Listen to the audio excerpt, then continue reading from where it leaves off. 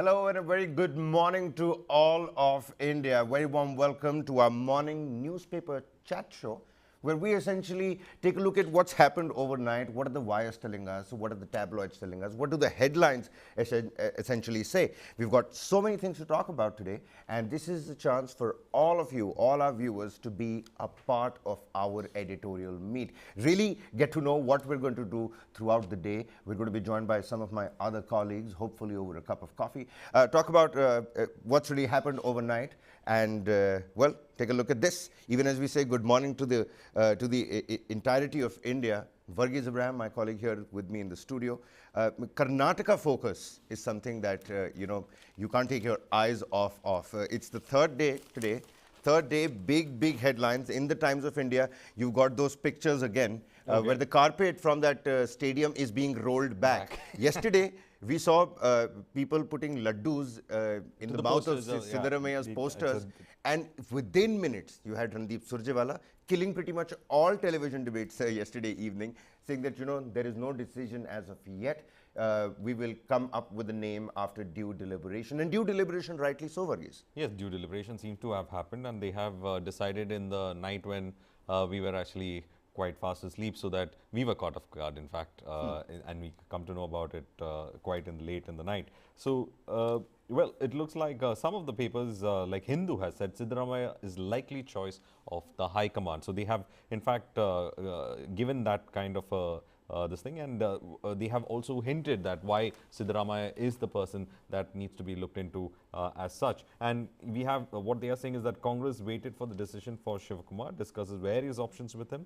Rahul meets both contenders. Karnataka will have a government in 40 to 78 hours, as Surjewala had said, and it looks like much before that they have come to the manner in which they have decided to crack this power sharing formula, or what formula that they have done. Well, we have to wait for those details as such, but they seem to have got some kind of a compromise into this, and looks like Siddaramaiah is going to be the chief minister and Shivakumar his deputy, with some good portfolios as of now. That seems to be the things that have worked, but if something more to it, well, we need to find out how will that equation play out. I'll tell you what, Varghese, I am absolutely interested in, I mean, these are two people who were the face of the election for the longest time. And a united face. That, yeah, and a united face.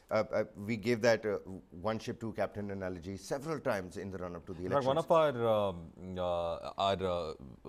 of our audiences, I mean, from the viewer section, had said that two swords in one sheath. So it's just saying that it's very difficult to manage two very tall leaders. Both those analogies, but these are two faces that were the face of the election, and we're sitting on the third day. I'm just saying 135 is a great number, which is again something that DK Shivakumar keeps on saying.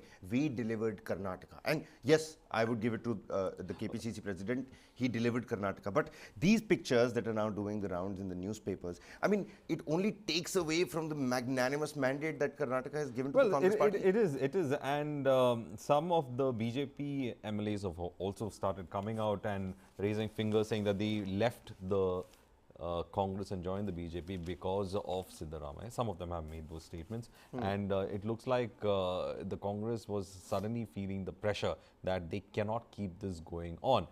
Yesterday, we did in fact talk about how other pressure groups are coming up and saying that their community leaders should be given the deputy CM post or other portfolios. So now, since they have in fact decided to go ahead and speak about this entire thing, where they are trying to fix the first part of the cabinet itself, that is who's going to head that cabinet, and since they've been able to do that, probably the rest of the things are going to follow. But again, it was, at least finally they got the names, but it was enough to say that pressure works, and that should be a worrying point for Congress. Things are at a boiling point in Bengaluru. I mean, the updates that Times of India is giving us, as some news channels prematurely announced a go-ahead to Siddaramaiah, and a fake letter went viral, authorities rushed to Bengaluru's Kantirava stadium to make arrangements for the swearing in, only to call it off soon later. In fact, actually, there was huge activity at Kantirava stadium.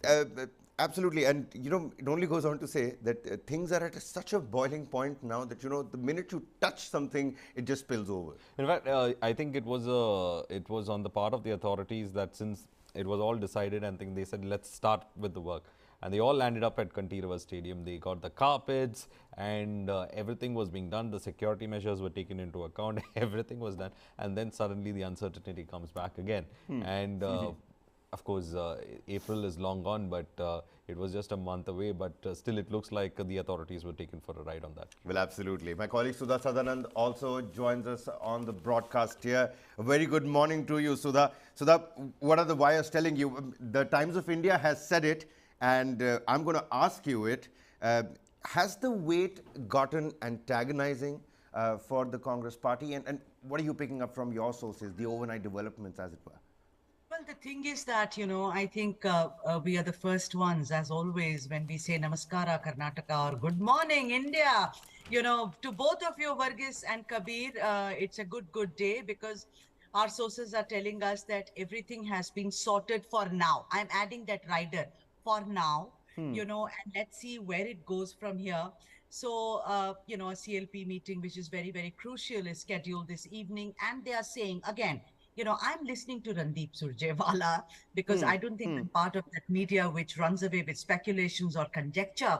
The 20th could be the swearing-in ceremony. Very interesting report in the Hindu that, if it had been the good old days of, Mr. Fotedar or even Ahmed Bhai, things wouldn't have taken so long. If you see the Hindu today, it's, inside pages, it says, I think it's page 12, it says very clearly that, this delay happened because there is nobody who can pull that kind of weight and has negotiating skills that we once witnessed in the Congress party.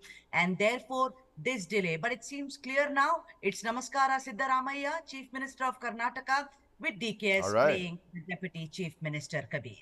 Well, Siddaramaiah, that name, I mean, we already did know about this, Varghese. I mean, all the elected MLAs were already inclined towards Siddaramaiah, but there was still that dilly-dally sort of a situation now. Sudha's coming out. She's saying, riding heavily on those sources of yours, Sudha. It seems like, the scales are tipping in favor of Siddaramaiah. So DK Shivakumar yesterday came out smiling after that meeting. Where do you think this has placed somebody like DK Shivakumar and the KPCC itself? So that is what I was saying, that we need to wait out to find what are the intricacies of this compromise formula.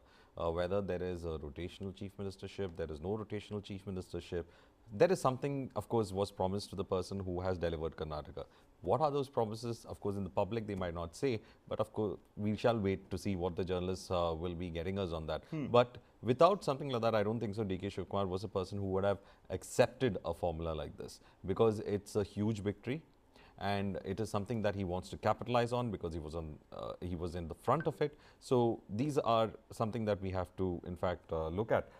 Also in the Hindu, as she was in fact speaking about, Sudha was in fact speaking about it, two MLAs had tweeted yesterday, S.T. Somshekhar as well as K. Sudhakar. Both of them have come out and said that it was Siddaramaiah's stand on the JDS-Congress coalition, and saying that he couldn't address that issue that forced them to quit and move out of the Congress, leading to the collapse of the JDS-Congress coalition. And Sudhakar, the Hindu says that Sudhakar has remarked that, can Siddaramaiah deny the fact that he had a role implicitly or explicitly in his move by the MLAs? And Somshekhar also has, in fact, said Siddaramaiah always expressed his helplessness to address the concerns of the MLAs. So two former Congress MLAs, strong Congress MLAs, and Sudhakar has lost from his seat as well. Right, and, a sitting minister, by the way. Sitting minister, by the way. And he, they have come out and hit out against Siddaramaiah on this matter. And of course, this all happened when the entire talk was going on within the Congress about the power sharing, or whether there is going to be a power sharing, or who's going to be the chief minister. So there have been several such hits that have in fact come. But the Hindu also says something interesting. I'm just taking you away to what is happening in Telangana.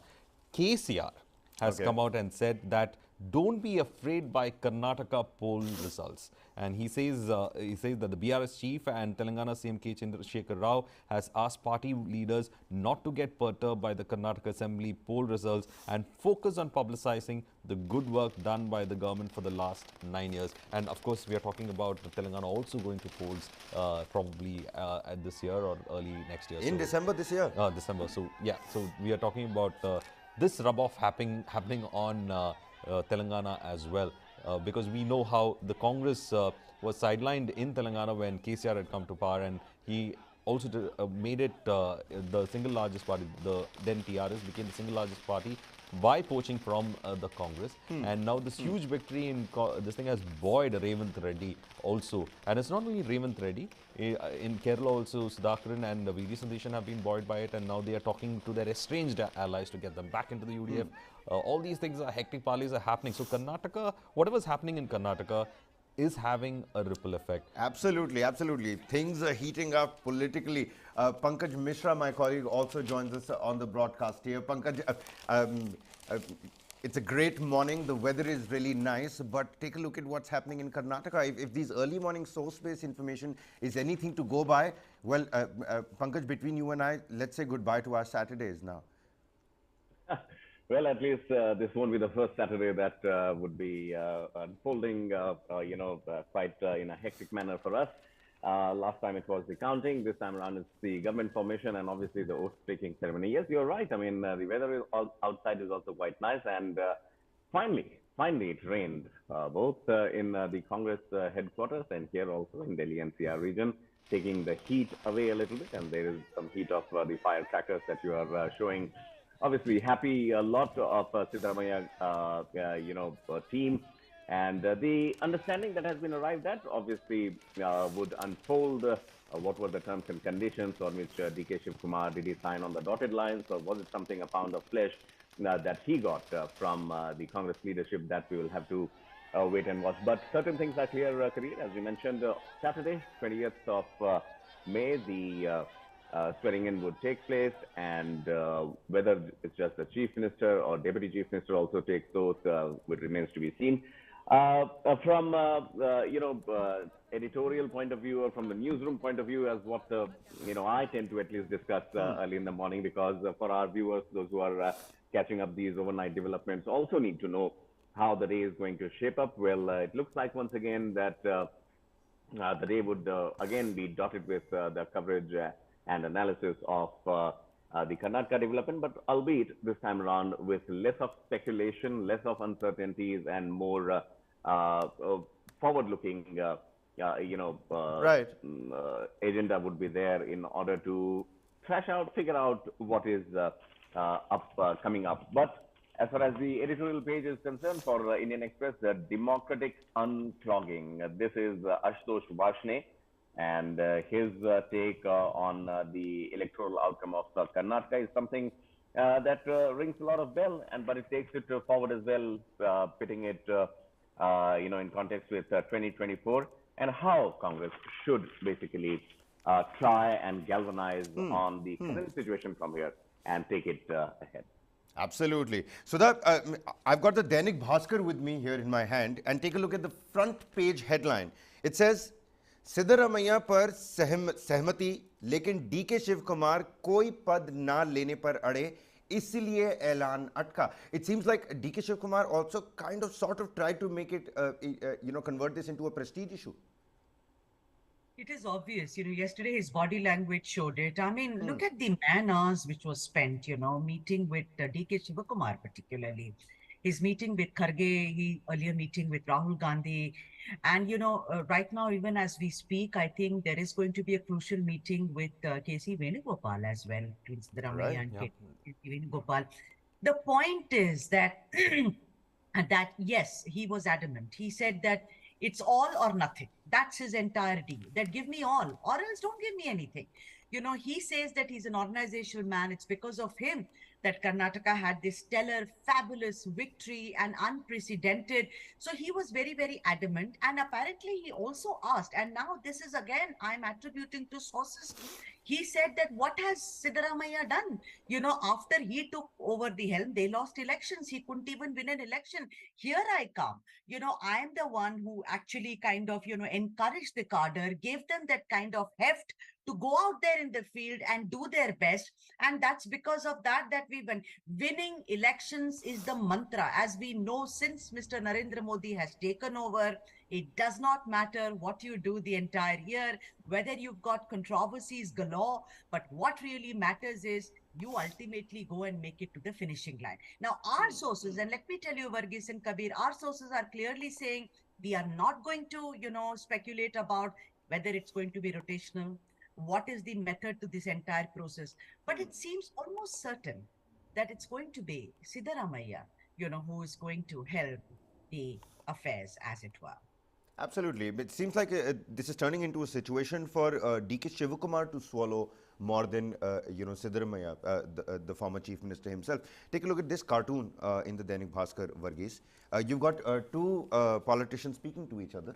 One says to the other, मैं तो हवाई जहाज उड़ाना भी सीख रहा हूँ, CM नहीं बन पाया तो कोट एंड कोट पायलट बन जाऊंगा. Essentially, shedding some light on the Rajasthan situation as well. It was important for the Congress party to come up with a decision when Randeep Surjewala said another 48 to 72 hours, those carpets being rolled back at the stadium. It only went on to show that the weight is getting antagonizing, which means more pressure, more worry being weighed in on the Rajasthan situation. They have come out with, a probable solution now. Varghese, Siddaramaiah seems to be leading the race. Sudha pointed out to how our sources and how we're going to, tackle these sources in the day to come. But also Rajasthan. What next for Rajasthan now? Well, Rajasthan, it's you have 6 months into the before that state goes to elections, and you have a young renegade party leader who's out in the open, who is becoming a more of an embarrassment for Gehlot and to the party, because it shows the fissures that are there in the Congress. And Pilot has been saying that he is against corruption. He, in fact, campaigned on the fact of corruption, on the basis of corruption, and he wanted that particular government to go because of corruption. And he says that after 4.5 years, there's no action being taken. Who is responsible for it? And then he points his fingers at Gehlot. So over here, again, the question is that already you have a lot of fingers that have been raised from within the party. Congress, of course, can hide it, saying that it's internal democracy and that Sachin Pilot, being a congressman, can raise his opinions. But then there is a huge issue. We can understand internal democracy, but how do you understand indiscipline? And therefore, the Rajasthan unit needs to, in fact, get its act together and get these two leaders back on the negotiating table. And of course, it is going to be an issue that cannot be solved by the leadership that we see. It could be only solved by the High Command as such. So it's going to be a very tough navigation that has to be carried out. And Rajasthan goes to polls this year. Let's not forget, ladies and gentlemen. Pankaj, very quickly, how about we let the viewers in on our, editorial plan for the day? I know it's going to be full of Karnataka and what's going to happen in Bengaluru and at the AICC headquarters here in the national capital. But what does the day plan essentially look like? And also to all the viewers out there, get down in the comment section. What do you think are some important stories for us to track today? Well, Kabir, needless to say, Karnataka would be something finally reaching a culmination, and a name coming up is something that many have welcomed, including those in the Congress. But once we are, done with the morning newspaper review and the analysis of the overnight developments, yes, we would be looking at Manipur as well, because Manipur is something that is refusing to die down, and the situation as of now is the way it is unfolding looks like there is more to it than what meets the eye. Arambai Tengol is something that is making headlines these of late, and the way we have seen the developments there. Biren Singh, the chief minister, came and met Amit Shah in the national capital, went back and then briefed his team.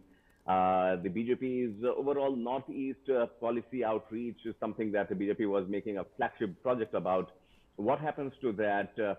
On the sidelines, we also saw Prime Minister Modi meeting the Arunachal tribals less than 48 hours ago. Was it a messaging to the northeastern states and the tribal groups that the central government is with them and their interests would be taken care of? That is something that needs to be seen. And from 11 o'clock this morning till 12:30 or 1, we would be taking our viewers to the developments in Manipur with the latest visuals and also the update on the security situation. We saw quite dramatic scenes in Supreme Court also yesterday, Kabir, where Right. both the parties, mentioned the government and the aggrieved parties mentioned that how and what needs to be done. And later on, as the day progresses, we'll be again revisiting Karnataka to a certain extent. And as usual, business and sports. And then later on in the day, we will decide what takes away the cake at 7 o'clock on prime time. Well, absolutely. I'm going to quickly go across to Sudha over here. Sudha, very quickly, before we move away from Rajasthan, I know, you're somebody that's closely been following that particular state and developments over there as well. What's your take on the situation? And this cartoon, I'm sorry, I forgot to give credit to Mansoor Bhai. Great cartoon says, मैं तो हवाई जहाज भी उड़ाना सीख रहा हूँ. CM नहीं बन पाया तो पायलट बन जाऊँगा. That's a good one, Kavi. For Rajasthan, you both were discussing, Varghese and you, about, Sachin Pilot, embarrassment, speaking about corruption and the mess that Rajasthan is in. But don't forget, there is a woman waiting in the wings who's got so much gravitas, somebody who's not in power. But Yes, ma'am. remember her birthday, that is Vasundhara Raje. And we had, speculated or rather discussed whether she's going to go the Yedurappa way. Well, you can try all you can, but you cannot discount that woman and Rara to women power, Kabir. I wanted to say that Rara to women power in the context of politics and also to us women, that Vasundhara Raje needs to be watched very closely. The central leadership may try and ignore her. Remember that, the slogan, Modi तुझसे बैर नहीं वसुंधरा तेरी खैर नहीं पर मुझे लगता है कि वसुंधरा की खैर कोई नहीं मना सकता. As long as she's around, she's going to be a force to reckon with, Kabir. Absolutely. Cheers. So, Varghese, Siddaramaiah it is today. Is that the name that we're going to be listening to as the next chief minister, the new king of Karnataka? Well, looks like Siddaramaiah is going to be the person who will be on that hot seat. But what Siddaramaiah needs to be wary of is that there is someone who's also looking for that hot seat. So Siddaramaiah's this current chief ministership, unlike the previous one, will always have the shadow of DK Shivakumar behind it. So He needs that shadow too, right? yeah, it is a very interesting thing because you will see Siddaramaiah as a person who would require DK support, and at the same time, he will have to be wary about it as well. So it's going to be a very difficult thing, but let's see how this thing was managed because in politics, of course, very interesting things could pop up anytime. Look at those choreographed steps by the former chief minister. Could be the next chief minister of Karnataka as well, Siddaramaiah. Great dancer, no? Great dancer. Well, he has his own light moments and he is said to be even a very witty person when it comes to journalists, when he in fact does in fact crack up jokes as well. So he's well known in those lines among the journalists as well. And of course, he has his own lighter moments and some of his speeches in Karnataka Assembly are also considered to be some of the finest that has been recorded in that legislature. All right then. Even as we show you those pictures, that particular video. Pankaj, I'm going to again come to you over here.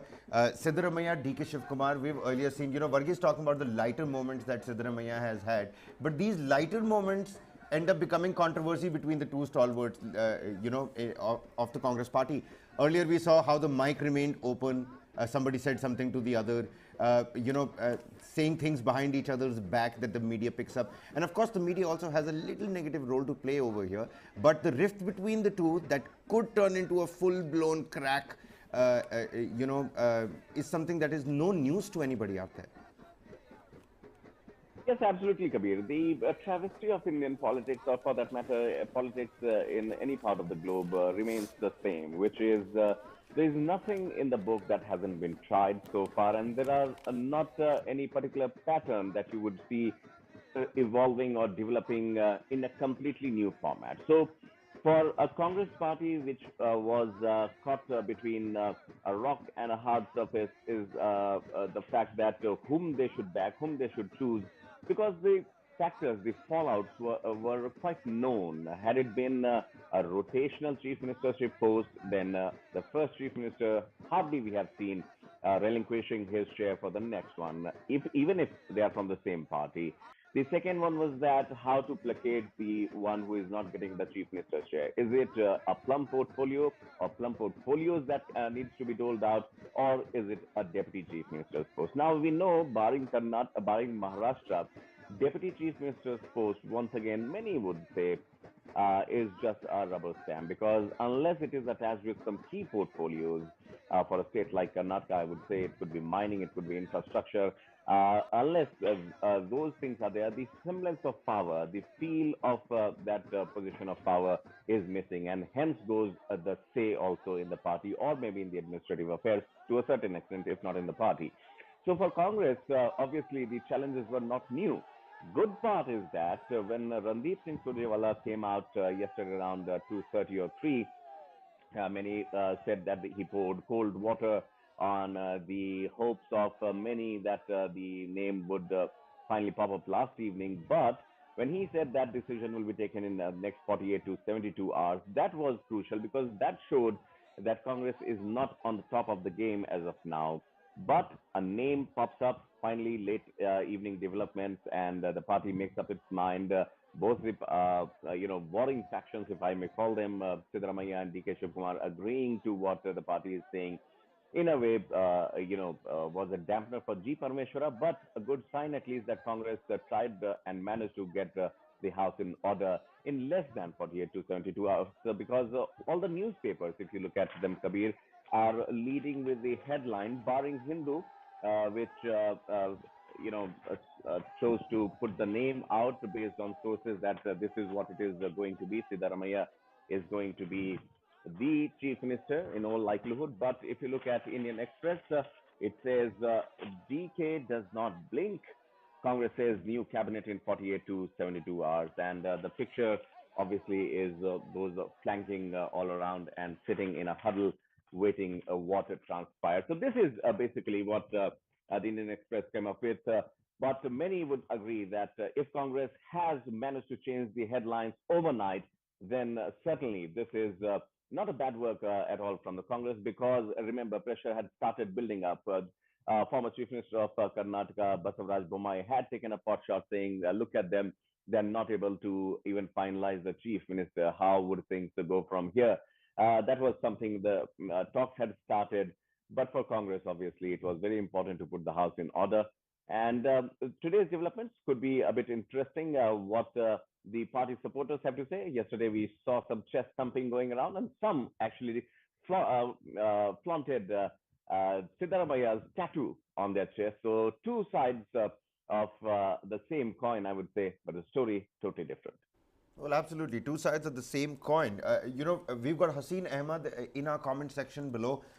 He's saying, so in terms of practicality, DKS has an edge despite not having the numbers with him. Now, Sudha, this brings to my mind, we always talk about, how DK Shivakumar has really worked hard this time around. And he has been working hard. That he got emotional in the interview. He pinpoints to that particular picture behind him where he's, standing with Sonia Gandhi. We always talk about, take a look at the example of an ant colony. You've got the queen ant, then you've got the worker ants, then you've got the normal ants. I mean, why not Siddaramaiah? Everybody says that he's old, but at the same time, he's more calmer and mature. So could you jot down and help the viewers here, what are some of the plus points for Siddaramaiah here? I mean, why Siddaramaiah is the choice for the Congress party? Well, the thing is that he's finished one full term. He's presented 3 budgets. He's taken care of the finance portfolio. He is somebody who leads the Ahinda group, which is a group which is, the core constituent in Congress, which is minorities, backwards, etc. So those are the 4 points. And the 5th point is that he's somebody that most of the MLAs apparently have come and supported. There is great maturity. There is gravitas. That does not mean that one is discounting Mr. DK Shivakumar. After all, age is just a number. Here, there is a difference of almost a decade and a half between the two. DK has just turned 61, whereas this man is 75th birthday. And also, During his birthday celebrations, he was very clear that he doesn't want to really fight the elections or be a contender for the chief minister's chair. But his birthday was celebrated, and it was pressed upon him that he should give it a last shot. So here is a man who's also seen somebody who's not really power hungry. But more than anything else, let's not forget that after this spectacular victory, it's about governance. It's about administering a state, Kabir. And therefore I think Siddaramaiah has enough and more tools in his hands. And after all, DK Shivakumar has worked, closely with Siddaramaiah. And I think that the team would really be great. So there is experience, there is gravitas, and there is organizational power. And the combination of it could very well be ace for Karnataka, Kabir. Well, absolutely. Those are some pertinent points that Sudha is talking about here. I mean, take a look at what the man has done so far. And at the same time, you've got a KPCC president that really, controls the sway on the ground. All the karyakartas, the workers, I visited Bengaluru. I was at the KPCC office, and trust you me, every karyakarta had DK Shivakumar's poster in his hand. It seemed like that was DK Shivakumar's residence, not the KPCC office. So if DK Shivakumar becomes the deputy chief minister, should he retain the position as KPCC president, or will the Karnataka Congress try to make inroads for all these new people that have now been inducted before the election as well? Very tricky situation for the Congress party. I mean, Siddaramaiah becoming the chief minister is just the tip of the iceberg. Well, that is there, but again, you have to navigate through all these issues as well. And it looks like he will retain the KPCC president's post because it is a powerful post within the party, and it is also a post that gives him heft when if he thinks he's being grounded by any of the supporters from the other faction. But Kabir, let's put it this way. All right. It's like this. Congress is ridden with factionalism. All right. For the elections, of course, they showed a united figure. But this government is going to start on factionalism and with factionalism. So let's see how the peace is maintained. There are two camps. This government is going to start with two camps. You have the Siddaramaiah camp and you have the DK's camp. It's going to start off with this. How this will play out in the coming years is something that we need to watch. And this is the situation in every Congress unit. So let's see. That's what I would say. Because for us, for the electorate's consumption, it was said that there was no factionalism in this particular party and that everyone was united. But when it comes to the Congress, factionalism is a reality and factionalism is a truth. They'll come to power, they will have factions within themselves. And when they're in the opposition also, these factions do work. So let's see how this works. And it's going to be very difficult to, navigate around these factions as well, because there are a lot of ground leaders and they have a lot of supporters. Well, Sudha, what say this government is going to begin, with factionalism? You've got two camps already, even before the swearing-in ceremony has taken place. Yes, Varghese, the thing is that, yes, there is factionalism. It's out in the open. It's split wide open. It's for everyone to see. But power is such an intoxicating substance. And particularly for the Congress, which has had a heads up after years and years, even as it is getting decimated. So I would think that maturity should prevail between DK's camp and Siddaramaiah camp. I think the latter camp will be more kind of passive-aggressive than the former. And I think they should work in unison, Varghese, because this opportunity ain't coming again back to them. What do you say? Well, it is a factor that this opportunity is not going to come. There were many factors that helped the Congress get this kind of majority. But the issue is over here, Sudha, that you have in fact seen the way Karnataka has been functioning over the years. You have spoken to several experts. I think you also would be having that in your mind that we all wish that the party that comes does not have factionalism, but factionalism is the truth about it. There is this external politics that each party has against each other, but there's always that internal politics that is going to be here. But when it comes to external politics, we have seen how some parties are able to have that kind of party discipline. But when it comes to the Congress, it seems that that party discipline is not in existence. especially now. Absolutely. That's what I was going to say, that it's not the BJP where, you know, the it's cadre based and where there is at least a semblance of discipline and protocol. Congress is a different kettle of fish. But then right now, you know, Varghese and Kabir, I think we should be, you know, because it's celebratory, it's morning, it's rained, and it's going to be a big day. So I think, you know, what we are hearing is that massive celebratory methods are being chalked out as to who all will be there, for the swearing in ceremony in Bengaluru. Isn't that right, Kabir Nakvi? Well, absolutely, absolutely, Sudha. I know the people of Bengaluru, the way they celebrated the victory at the KPCC office. I'm telling you, all the party workers, they're absolutely excited to see one of their own. And if it is somebody like Siddaramaiah or DK Shivakumar, you can imagine how the crowd is going to be going absolutely bonkers. I'm more interested in what's going on inside the mind of DK Shivakumar and Siddaramaiah, who are, from what we're learning, stationed and put in Delhi. What's going to happen next? Pankaj, could you try and decode what must be going on in DK Shivakumar and Siddaramaiah's head? Would you think they must have called each other, maybe had a word? Well, I'm sure they never parted ways and they were in touch. For third time now, I would reiterate both in my mind and for the benefit of our viewers that the little that I know about politics is the fact that the party does not see you as a contender or as an enemy if you have chief ministerial aspirations. And for DK Shivakumar, who delivered on his promises and what he claimed also, but in a manner befitting, a future chief minister or deputy chief minister, not crossing the line and not washing the dirty linen in public, and keeping it civil, keeping it well within the civility of the party known as Granule Party.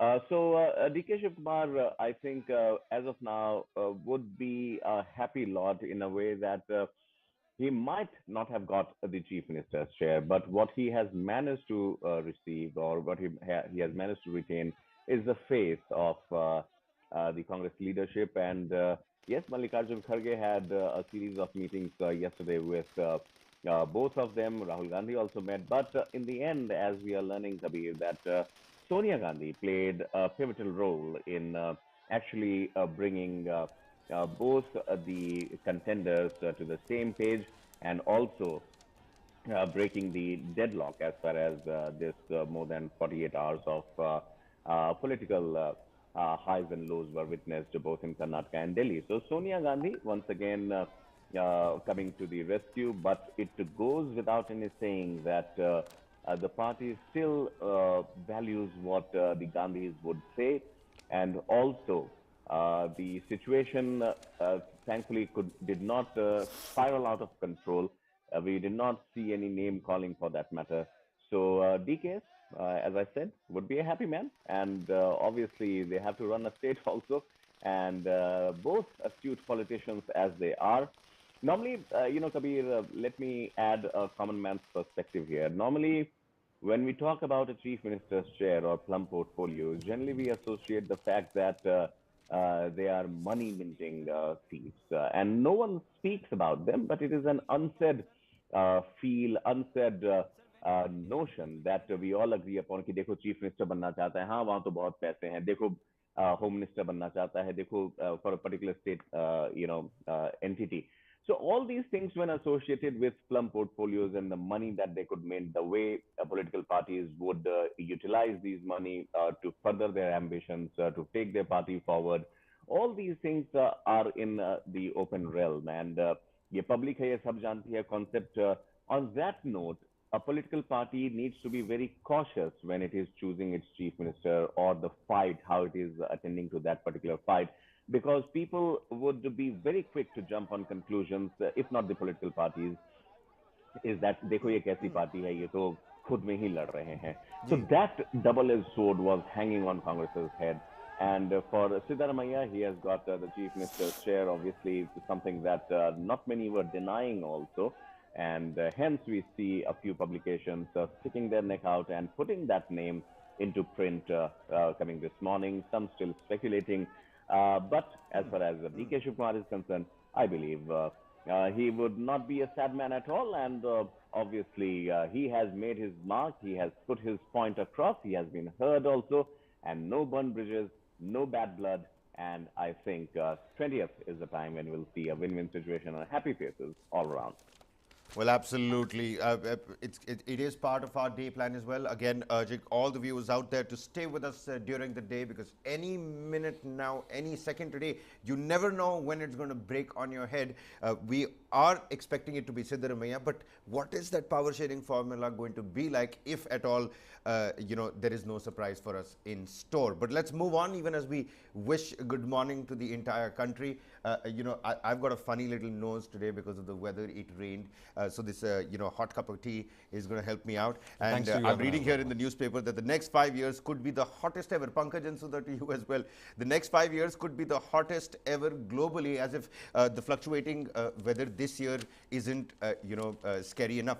But let's, from Karnataka, shift our focus to Kerala, where, the cabinet on Wednesday has approved an ordinance to ensure better protection for healthcare personnel against violence. Varghese, you and I were having a conversation over lunch yesterday about how healthcare services in Kerala are cheap and yet and still good at the same time. It's good quality healthcare facilities at a nominal price. Do you think that's the price the health services and the sector has to pay?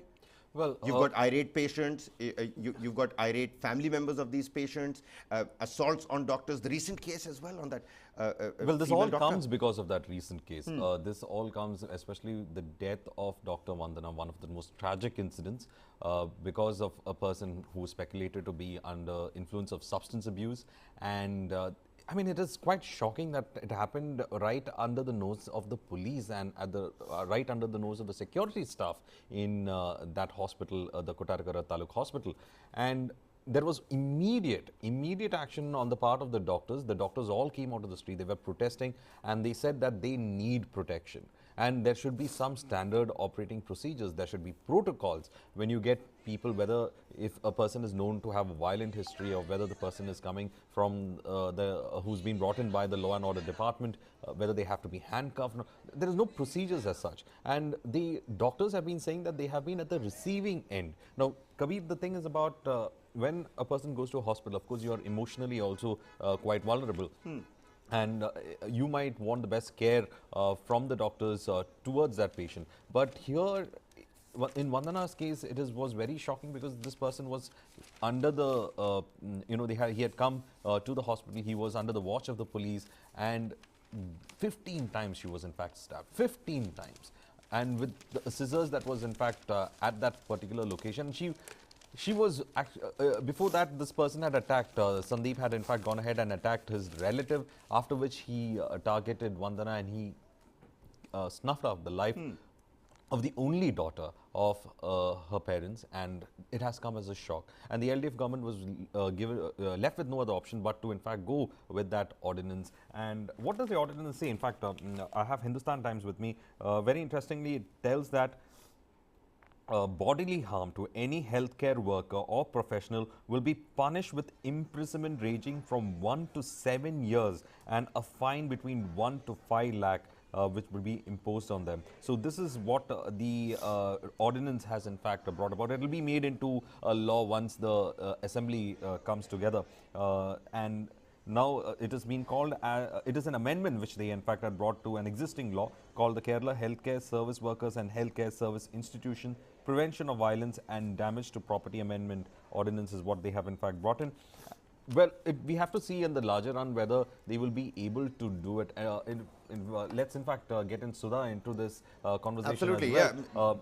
Yeah. Because I was just going to go to Sudha next. Sudha, you've personally done so many stories where, doctors were assaulted. Remember the COVID times, people running from pillar to post, irate family members of various patients in Agra, several other cases, I'm forgetting the name right now, but family members going inside the clinic, slapping the doctor up, physical assault, is it justified? I understand that, sometimes you could be at the receiving end of below power service, but is physical assault ever justified?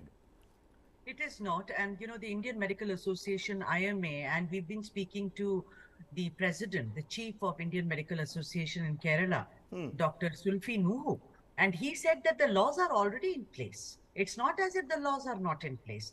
But, this is a week after Dr. Vandana Das's death, and this is a tribute to her.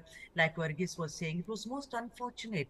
Dr. Vandana Das, there she is on your screen, the only child of her parents. Not that if you have 8 children, you can lose them, but this is particularly, she was engaged to be married. What happened was this man who was a teacher, was a teacher, Sandeep, he was brought in and he jumped out of the bed and he attacked Dr. Vandana Das, stabbing her several times over, and she was declared brought dead. And she was one doctor who was standing there and was taken aback. And that is when the doctors decided enough is enough. We need stringent laws. Now, what Verghese and you were discussing.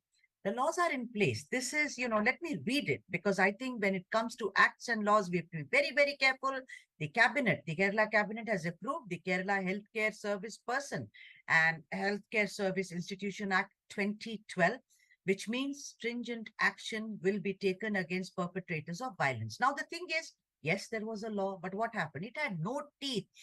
What had happened was a lot of cases were registered, but the point is that there was no conviction. The conviction rate has been pathetic.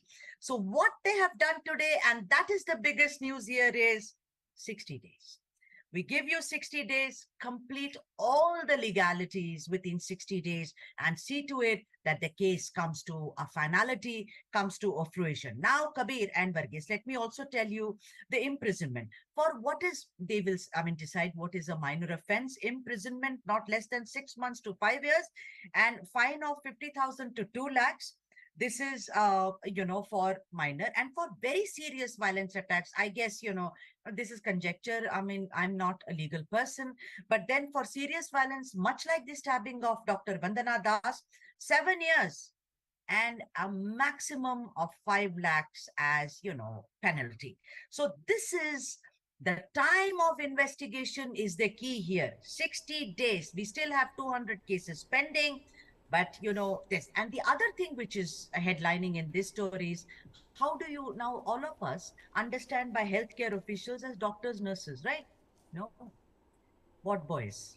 Ambulance driver, helpers, all the managerial stuff. Because much like this Sandeep did to Dr. Vandana Das, I could, if I am mentally unstable, jump and attack somebody who's actually come to give you your report, or someone who injects a needle to get your blood work done. So, the ambit is more health workers, and also the time limit, and also stringent punishment, Kabir and Varghese. Absolutely.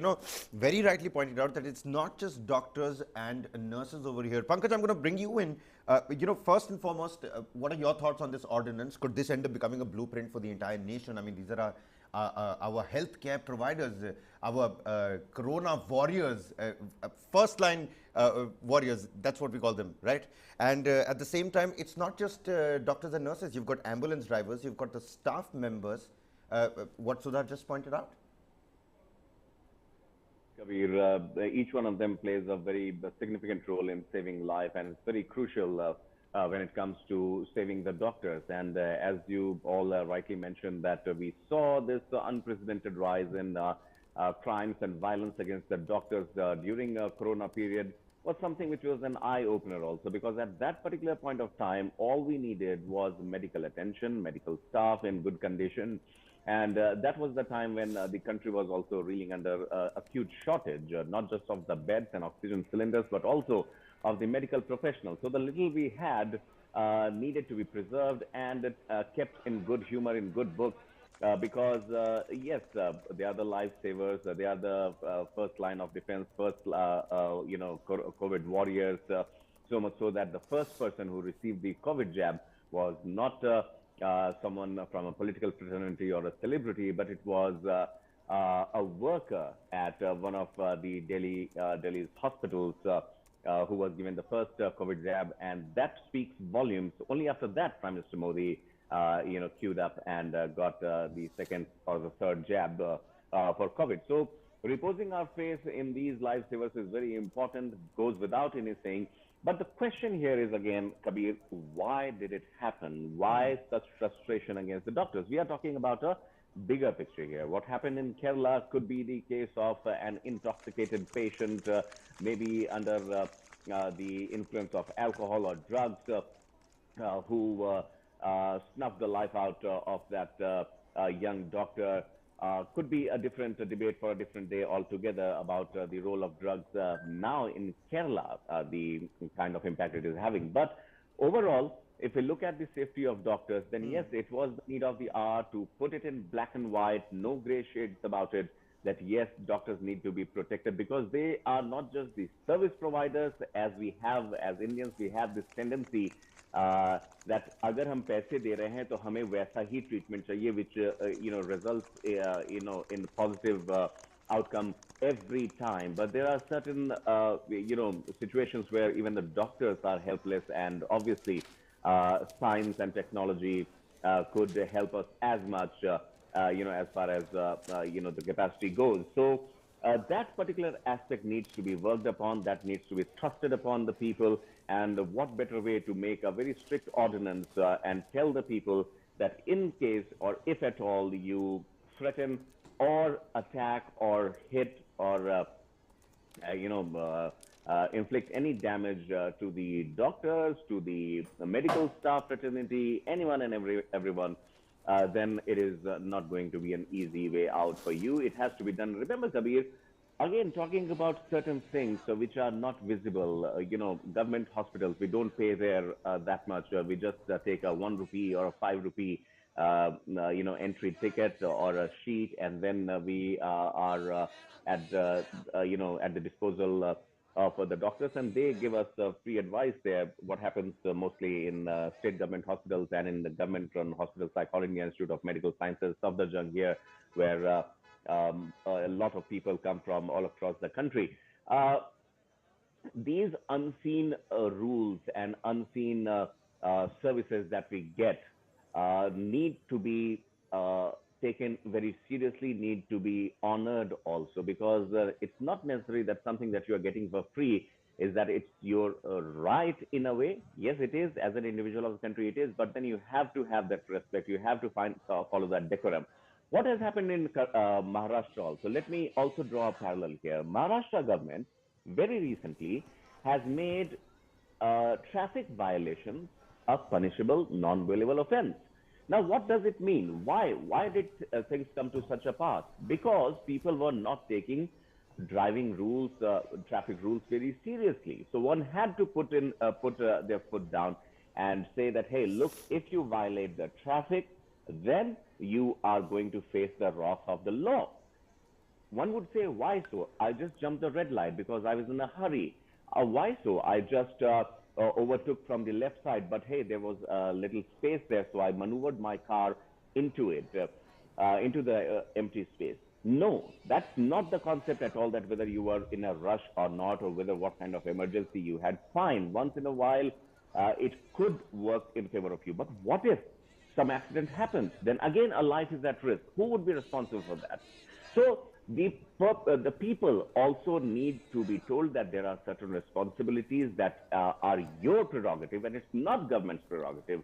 And hence, this particular ordinance coming from down south, as we say, the literacy rate is the highest in Kerala.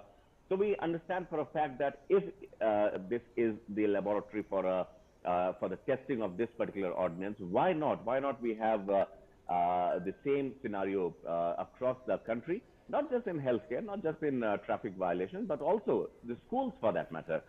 The way the teachers are also at times at the receiving end. We have seen lots of footages where the parents have chased down the teachers, where the students have taken law into their own hands and have beaten the teacher black and blue. What is, how do we treat this? How do we attend to this? Because this is not just one-off incident. It takes a very little time before it becomes a trend, an acceptable trend, that hey, life to aisi chalti hai, chalo chalta hai. This chalta hai attitude is something that needs to be done away with, not just in terms of safety of the doctors, but in terms in general also.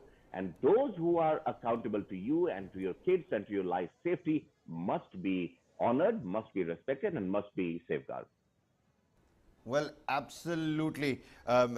Needless to say, it's great to see that our frontline workers, our healthcare workers, are getting the right kind of safety, at least in if the state of Kerala is concerned. Another important development that has taken place today, gentlemen, and well, the lady on the show with us as well. Sudha, what's your opinion on this? Tahawwur Rana, the man behind the 2008 Mumbai terror attack. Extradition news that we're seeing as well. 2611 attack accused Tahawwur Rana. The United States' court has approved his extradition back to India. Absolutely, very important. And this comes, just ahead of Prime Minister Modi's visit to Washington, D.C., where he shall be met with President Biden. And so this is very important, seeing it. And the National Investigating Agency has been saying forever, although the US and India, they have an extradition treaty in place.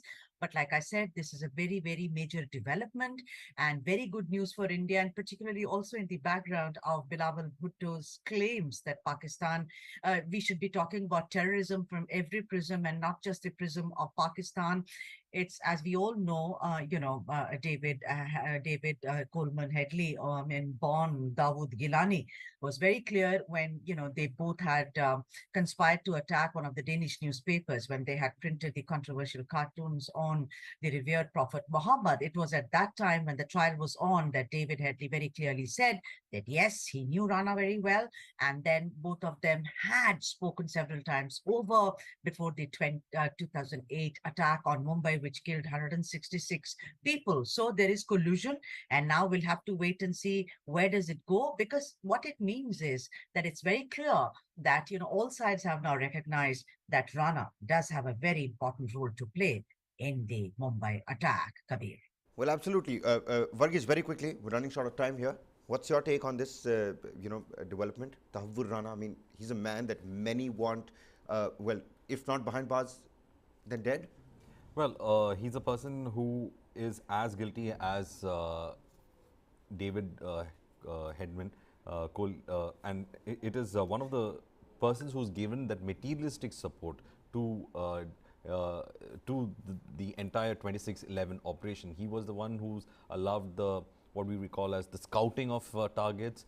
He's the one who allowed for a lot of cover stories to be in fact placed for David Headman to in fact go ahead and ensure that the person did not have any kind of suspicion on him. And this is something that has been taken into account, and the NIA had filed various provisions against him. One was in fact with regards to waging war, committing murder, committing a terrorist act, conspiracy to commit a terrorist act, and these were the provisions under which he was in fact accused of. And who is this person? Well, he is a Canadian businessman of Pakistani descent, and the government of India, especially when it tried to build the kind of connection it had with David Coleman Headley, they had in fact tried to in fact find out as to who was giving him that material support, who was giving him that money support, and they were able to trace it to this one person. And this person is one of those co-conspirators who allowed this to happen, and he did not try to stop it with Mumbai itself. There was a planned attack in against a Danish newspaper as well, which did not fructify, though the same kind of scouting and the same kind of monitoring was carried out on the part of David Coleman Headley. So it is very important that we in fact see how this extradition takes place, because it opens another chapter when it comes to 2611. It's now almost 2008 to 2023. We have seen that this case is not having a closure because of the involvement of a huge network in that attack, and hopefully and we all deserve closure. We deserve closure. We There deserve are the people closure of to the Mumbai deserve closure 166 to lives this. that we lost, to the 300 plus people that got injured, to the various foreign nationals that got stuck in that attack as well. It's great news.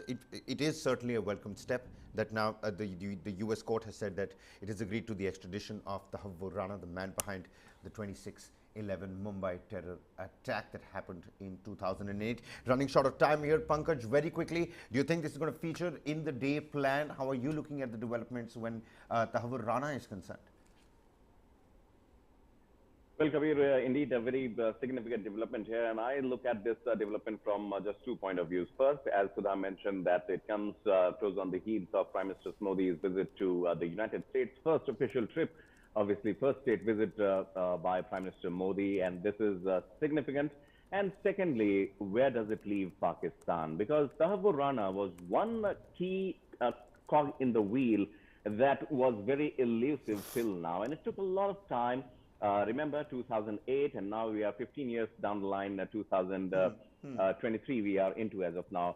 Lots of governments changed in India as well, but the focus on this particular case always remained intact. Likewise, remember if we circle back to 7 years, 2001 it was when the US too was attacked by Al Qaeda in that dastardly September 11, 9/11 attacks that happened.